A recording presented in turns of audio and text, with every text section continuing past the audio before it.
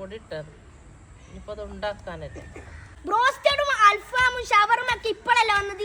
പണ്ട് കാലത്ത് ഞങ്ങളെ വീട്ടിലൊക്കെ എല്ലാ വൈകുന്നേരം ചായക്ക് ഈ സാധനവും മാത്രമല്ല, പണ്ട് കാലത്ത് ഞങ്ങളെ നാട്ടിൽ ഇതേപോലെ ഇടിച്ചിട്ടാണ് പുട്ട് പത്തിരിയൊക്കെ ഉണ്ടാക്കല്.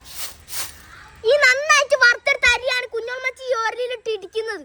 വറുത്തരി ഓരലിലേക്ക് ഇട്ട് കൊടുക്കട്ടെ. കുഞ്ഞോളമ്മച്ചി റെഡിയായി വരുന്നുണ്ട് ഇടിക്കാൻ. ഒരാൾക്ക് എനിക്കും കിട്ടിയിരുന്നെങ്കിൽ ഞാനും ഇങ്ങനെ ഇടിക്കുമായിരുന്നു.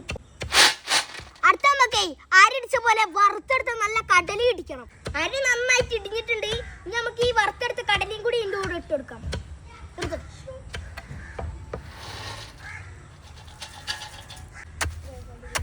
അമ്മോ, കടലയും കൂടി ഇട്ടപ്പോ അടിപൊളി സ്മെല്ലാണ് നമുക്ക് കടിച്ച് കയറുന്നത്. പിന്നെ ഈ ഒലക്കനെയും ഒരലിനെയും ഇഷ്ടപ്പെട്ട ഒരു കമന്റ് ചെയ്യാനും ലൈക്ക് ചെയ്യാനും മറക്കില്ല.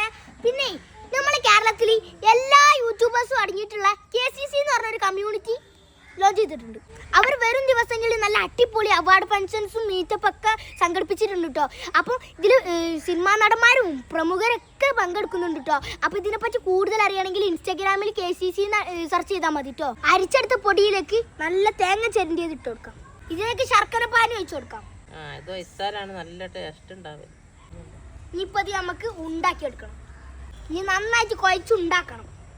ഇതേപോലെ നന്നായിട്ട് ഉണ്ടാക്കിയെടുക്കണം. ഒരു ലഡുവിന്റെ വലുപ്പത്തിലാക്കിയാൽ വീട്ടിലുള്ള എല്ലാവർക്കും ഒന്നിൽ കൂടുതൽ കഴിക്കാം.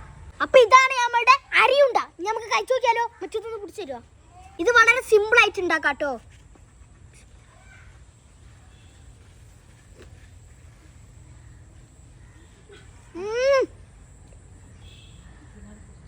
അപ്പൊ സാധനം വേറെ ലെവലാണ്. ഒരു ഗ്ലാസ് കട്ടൻ ചായ കൂടി ഉണ്ട് മോനെ, പൊളിയായിരിക്കും. അപ്പോൾ എല്ലാവരും എൻ്റെ വീഡിയോ ഇഷ്ടപ്പെട്ട ചാനൽ സബ്സ്ക്രൈബ് ചെയ്യുക, ലൈക്ക് ചെയ്യുക, ഇൻസ്റ്റാഗ്രാം ഫോളോ ചെയ്യുക, ഫേസ്ബുക്കും ഫോളോ ചെയ്യാൻ മറക്കല്ലേ. Bye bye.